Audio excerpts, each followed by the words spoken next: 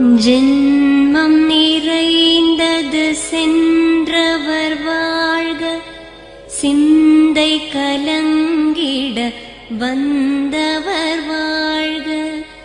நீரில் மிதந்திடும் கண்களும் காய்க, நிம்மதி நிம்மதி யோவிடம் சூழ்க. ஜனனமும் பூமியில் புதியது இல்லை, மரணத்தை போலொரு பழையதும் இல்லை. இரண்டும் இல்லாவிடில் இயற்கையும் இல்லை, இயற்கையின் ஆணைதான்